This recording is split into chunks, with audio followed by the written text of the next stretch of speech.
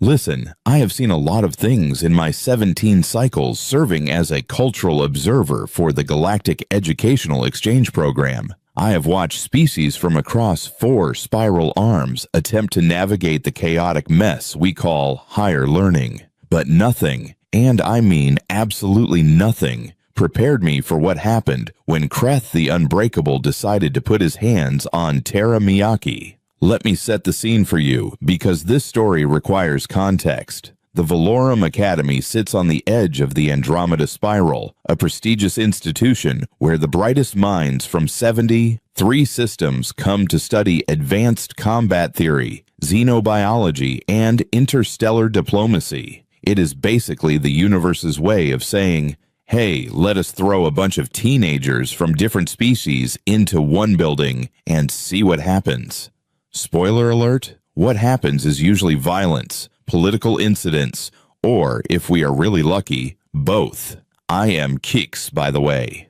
Third, level observer. My species, the Threnali, pride ourselves on our ability to remain neutral in all conflicts. We document, we record, we absolutely, definitely, under no circumstances interfere. Well, most of the time. Anyway, Kraith, big guy, even by Vorgath standards. The Vorgath are a warrior race from a high-gravity world where everything tries to kill you from the moment you are born. They average about 8 feet tall, have 4 arms, bone ridges that could deflect small arms fire, and a cultural philosophy that can be summed up as, might makes right, and if you disagree, I will arm wrestle you about it. Kraith was the Academy's combat champion 3 cycles running, undefeated in the arena, built like a siege tank had children with a mountain.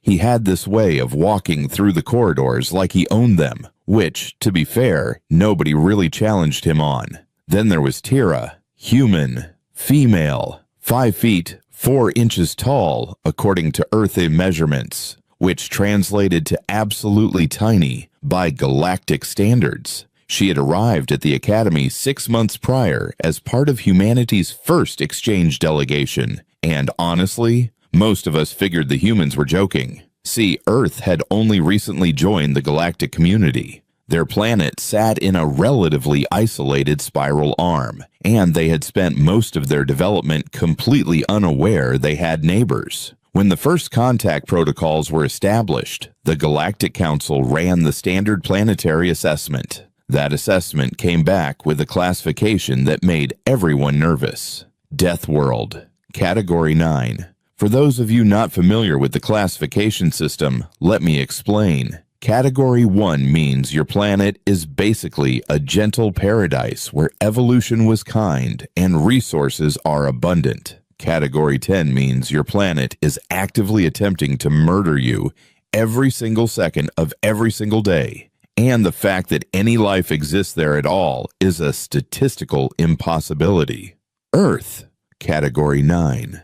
Crushing gravity, extreme temperature variations, atmospheric oxygen levels that would be considered toxic to most species, tectonic instability, magnetic field fluctuations, weather patterns that include frozen water falling from the sky at terminal velocity. And do not even get me started on their wildlife. Humans evolved in an environment where literally everything wanted to eat them, poison them, or crush them. Their entire biological framework is built around surviving impossible odds. But Terra, she did not look dangerous. She looked like a stiff breeze might knock her over. She had dark hair pulled back in a practical tie, brown eyes that seemed perpetually amused by something, and this habit of smiling when things got tense that made you wonder if she knew something you did not. Spoiler, she absolutely did. The incident occurred during 3rd Cycle Combat Theory class. Professor Val Nesh, a retired military strategist from the Corvian Empire, was lecturing about pressure points and leverage mechanics in hand combat, practical application day, which meant students would be pairing up for demonstration. Krath, because he is Kraith, decided to make a show of things. I will partner with the human, he announced. his voice carrying across the training hall like thunder rolling through canyons. Several students went quiet. I adjusted my recording equipment because my instincts were screaming that this was going to be important. Tara looked up from where she had been reviewing her datapad. "You sure about that?" Her tone was light, pleasant even, but there was something underneath it, like a blade wrapped in silk. Kraith laughed. It sounded like rocks grinding together. "I promise to be gentle, little one. Humans are fragile, yes? I would not want to break you before you have seen the rest of the semester." "How considerate," Tira replied, setting down her datapad and standing up. "I appreciate the thought." She walked to the center of the training mat. The size difference was absurd. Kraith towered over her. His smallest arm was probably thicker than her entire torso. Professor Valnesh cleared his throat. "Perhaps a different pairing would be more, appropriate, given the physical disparities."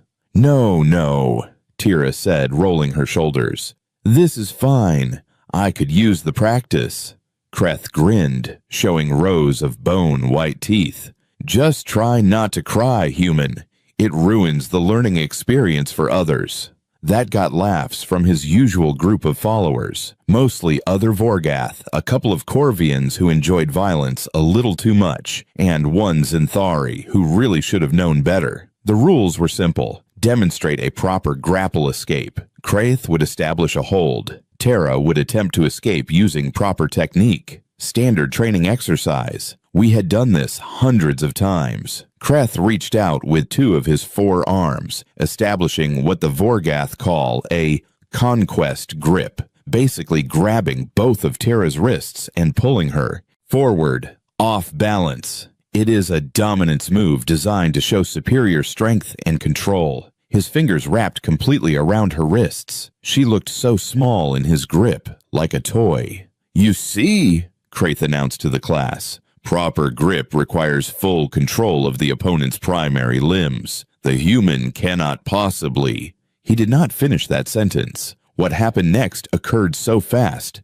that I had to review my recording 17 times just to understand the mechanics. Tara's hands rotated inward, breaking the thumb. Line of Kreth's grip, a basic escape technique taught in every combat course across the galaxy. But what came after? That was pure earth. She stepped forward, inside his reach, her right foot hooking behind his front leg. Her left hand, now free, struck upward, not hard, just precise, catching the nerve cluster at the base of Krath's primary arm. His grip loosened. Reflex. Tara seized that moment. She grabbed his arm, twisted her entire body, and used his own forward momentum against him. Leverage. Physics. The kind of brutal efficiency that only comes from a species that spent 100,000 cycles learning how to kill things 3 times their size. Krath's balance shifted. His eyes went wide. Then Tira did something I will never forget. She swept his legs, torqued his arm at an angle that compromised his entire center of gravity, and rode his fall to the ground. The impact when Krath hit the mat shook the entire training hall, but Tira was not done. In one fluid motion, she transitioned the arm lock into a shoulder pin, her knee pressed against the joint, her weight positioned exactly where it needed to be to immobilize all 4 of his arms. Kraith, the unbreakable champion of the Valorum Academy combat arena, lay face down on the training mat with a human girl half his size controlling his entire body. The silence was deafening. Then Krath tried to move, tried to push himself up, use his superior strength to just muscle his way out of the hold. Tara applied pressure. Not much, just enough. Krath made a sound I had never heard a Vorgath make before, something between a wheeze and a whimper. "You want to tap out?" Tira asked. Her voice was calm, conversational, like they were discussing the weather. I do not," Kraith started. Tara shifted her weight slightly. The pressure on his shoulder increased.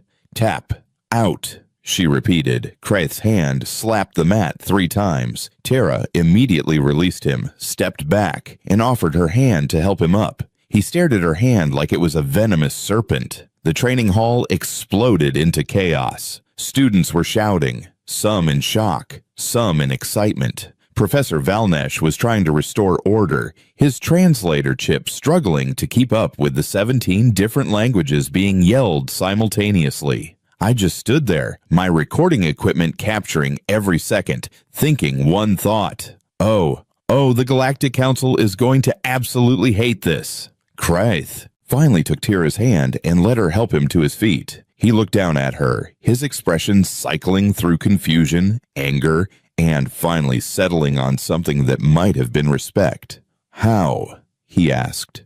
Tira shrugged.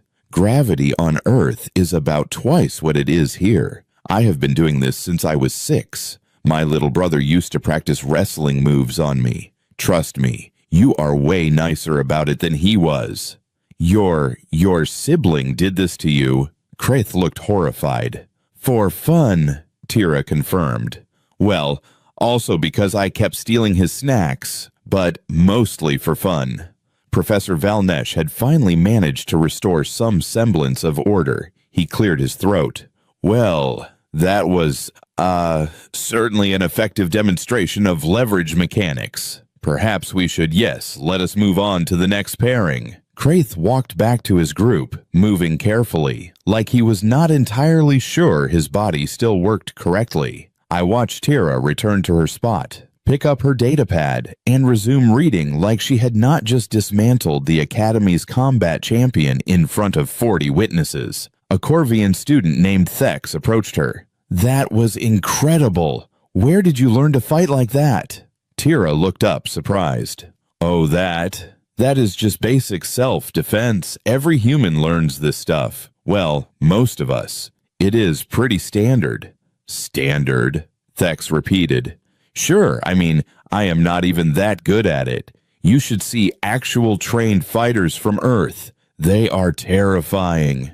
I felt my respiratory system constrict. There were more of them, and they were better. The rest of the class proceeded without incident, though I noticed everyone gave Tira significantly more space than before. Kraith kept glancing at her, his expression unreadable. When class ended, I approached Tira as she was packing her equipment. That was remarkable, I said, keeping my translator set to friendly neutral tones. She smiled. Thanks. I was worried I might have used too much force. Is Kraith okay? His pride is damaged more than his body, I assured her. Can I ask you something for my cultural observations? Sure. Is what you said true about this being standard training on Earth? Tira considered the question. Yeah, pretty much. Different cultures have different martial arts, but most humans learn some form of self-defense. You kinda have to, you know? Have to. Well, yeah. Earth is not exactly safe. Even in peaceful areas, you need to know how to protect yourself. Animals, environmental hazards, sometimes other humans. It is just practical. I processed this information, my mind racing. Humanity had sent one of their least trained members to the Academy, and she had just defeated our combat champion using what she considered basic skills. How many combat systems does Earth have? I asked. Tira laughed. Oh man, hundreds, thousands. Every region developed their own methods over the cycles. Karate, judo, boxing, wrestling, kung fu, Krav Maga, Brazilian Jiu-Jitsu, Muay Thai, and that is just off the top of my head. Thousands, I repeated weakly. Yeah, humans are really creative when it comes to finding new ways to fight. It is kind of our thing. She said it so casually, like it was something to be mildly embarrassed about, not a terrifying revelation about her species' capacity for violence. As she walked away, I stood in the empty training hall, reviewing my recordings and contemplating the implications. The humans were here. They were small, seemed fragile, and smiled too much. And they had thousands of combat systems developed over cycles of surviving a planet that actively tried to kill them. I needed to file a report. Several reports, possibly alert the council. But first, I wanted to see what happened when word of this spread through the Academy. Something told me things were about to get very, very interesting. So, Here's the thing about information in an academy setting. It spreads like a plasma fire in an oxygen-rich environment. By the time evening meal rotation came around, everyone knew what had happened. And, I mean everyone. The story had already mutated into about 15 different versions. Some said Tara had broken both of Kreth's arms. Others claimed she had moved so fast that nobody saw what happened. One particularly creative Zen theory student was telling people she had used some kind of human psychic ability. I was sitting in my usual observation spot in the dining hall, recording the social dynamics, when I noticed something interesting. Students were actively avoiding the table where Tara sat with the other human exchange students. There were 5 humans total at Velorum Academy. Tara, 2 males named Marcus Webb and James Park, and 2 other females,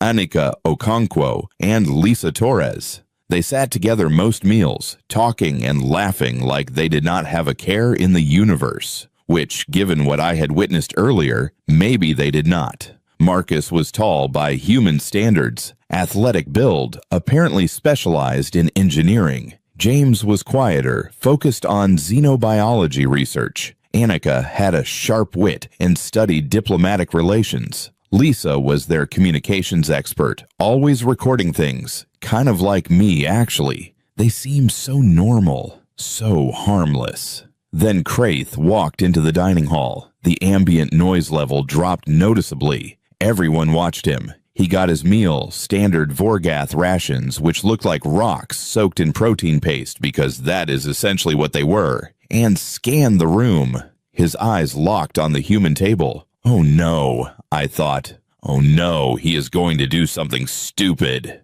But instead of anger or aggression, Kreth walked directly to the human table and stopped in front of Tara. "May I sit?" he asked. Every conversation in the dining hall ceased. You could have heard an atmospheric molecule move. Tara looked up, surprised. Sure. Yeah, grab a seat." Krath carefully lowered himself onto the bench, which protested under his weight. The other humans shifted to make room, though they looked confused. "I wish to apologize," Krath said, his voice carrying in the silence. "I underestimated you. I was arrogant and disrespectful. This was wrong." Tara blinked. "Oh, well, apology accepted. No hard feelings?" "Your technique was flawless," Krath continued. "I have trained my entire life in Vorgath combat arts, but you used my strength against me, made my size a disadvantage. I have never experienced this." Marcus leaned forward, grinning. "Yeah, Tira's scary good at judo. She competed at regional levels back home." "Regional levels?" I found myself asking, my recording equipment automatically adjusting to capture this conversation. Tara shot Marcus a look. "It was not that big a deal." "She took bronze at nationals," Lisa added helpfully. "Would have gotten silver, but she was recovering from a broken collarbone." "You competed with a broken collarbone?" Kreth looked stunned. No, Tara said quickly. "I broke it 2 months before nationals. It was mostly healed, just not fully healed." "Mostly healed," Kreth repeated slowly. "And you still competed?"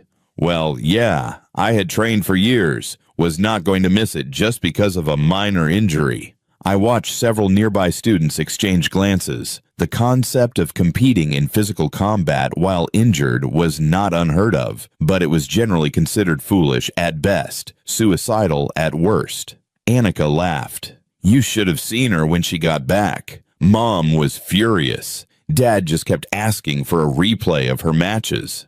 "Your parental units had different reactions to your injury?" I asked, fascinated. "Mom is a doctor," Tara explained. "She looks at things from a medical perspective. Dad was a Marine, so he gets the whole competition thing." "Marine?" Kreth asked. "Military branch on Earth," James supplied. "Specifically, amphibious warfare and expeditionary forces. Pretty intense training." "Your father is a warrior," Krath said, nodding. "This explains much." "Was," Tara corrected softly. "He retired after 20 years. Now he teaches high school history and coaches wrestling." A Corvian student who had been eavesdropping, "They are not subtle," spoke up. Your father trained young humans in combat while teaching historical warfare. Marcus laughed. Dude, that is super common on Earth. Most schools have sports programs, wrestling, boxing, martial arts. Keeps kids active and disciplined. You train your children in combat as a recreational activity? The Corvian looked genuinely confused. Sure, Lisa said. It is fun, builds confidence, good exercise, plus, practical skills. I was furiously taking notes.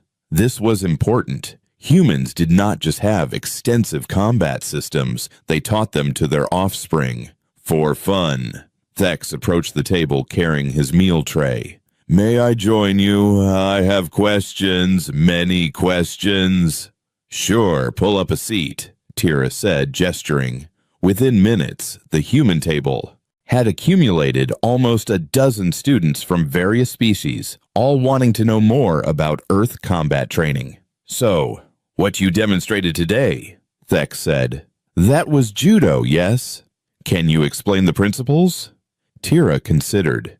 Judo is about using your opponent's energy against them. Leverage, timing, balance. The goal is not to be stronger, but to be smarter. You redirect force instead of opposing it directly.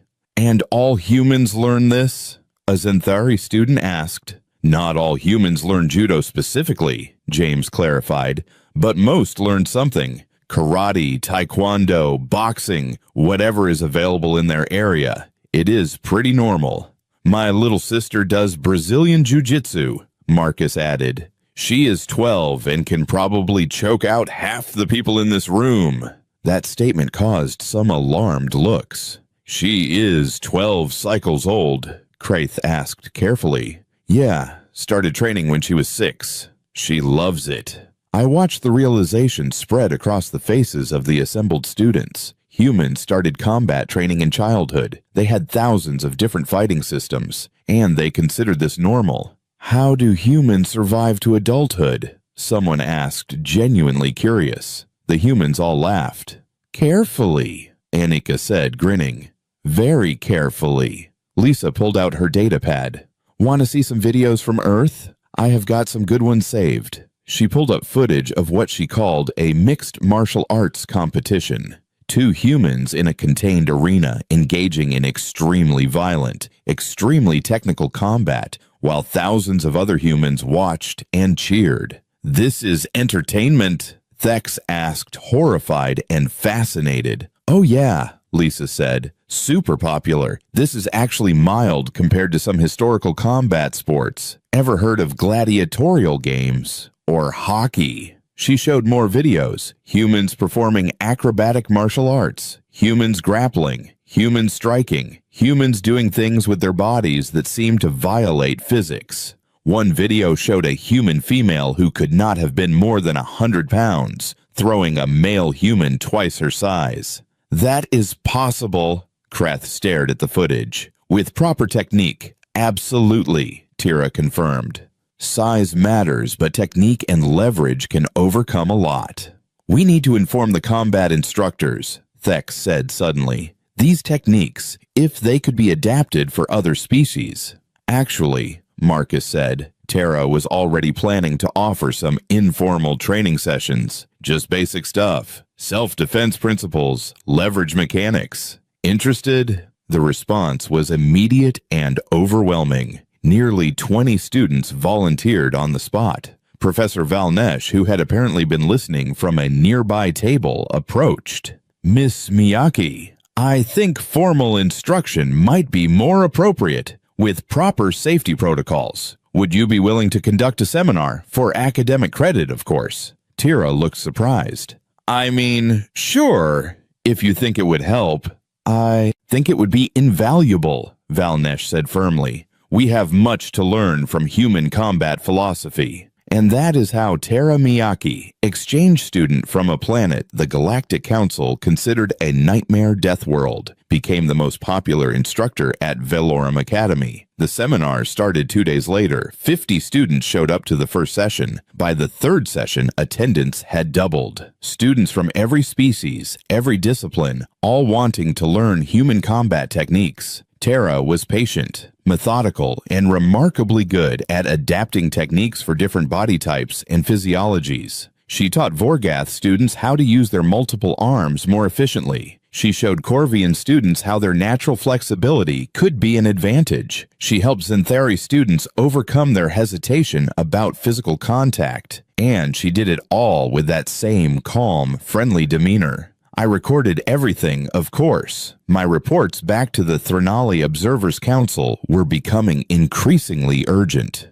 The humans are not what we expected, I wrote. They are not aggressive or hostile, but they are dangerous in ways we did not anticipate. Their entire species has been shaped by surviving impossible conditions. They do not see combat as violence. They see it as problem-solving. The response from my superiors was predictable. Continue monitoring. Do not interfere. But interference was already happening, just not from me. 3 weeks after the initial incident, Kreth approached me in the observation lounge. "Chicks," he said, "I need your advice." This was unprecedented. Vorgath did not ask Threnali for advice. We were observers, recorders, not participants.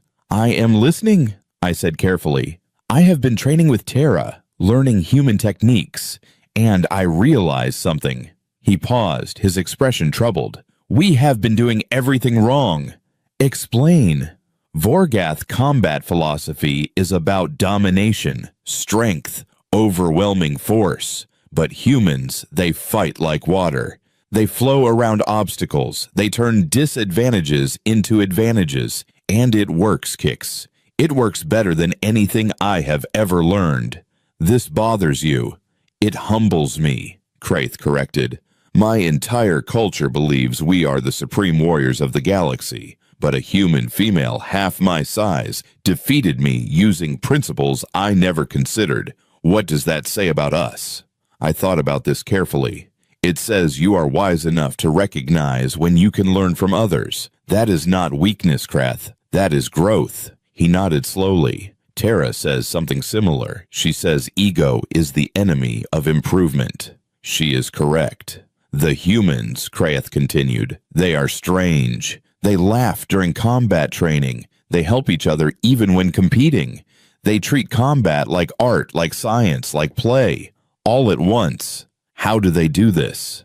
Because on their world, I said, combat is survival. But survival does not mean cruelty. It means adaptation, efficiency, respect for the forces you face. Kreth was quiet for a moment. Then he said something that made me realize just how significant the human presence at the academy had become. I want to visit Earth someday, see the place that created warriors like Tara, understand where this comes from. That seems wise, I said. Will you come with me when I go? I want a proper record of the experience. I activated my recording equipment. Kraith, I would be honored. He smiled, which is a disturbing sight on a Vorgath, and left the observation lounge. I sat there, considering everything that had happened since Tara Miyake had arrived at Valorum Academy. One human student had fundamentally changed our understanding of combat, strength, and what it meant to be a warrior. And she had done it not through domination or fear, but through patience, skill, and that remarkable human tendency to turn every challenge into an opportunity. My datapad chimed. New message from the Threnali Observers Council.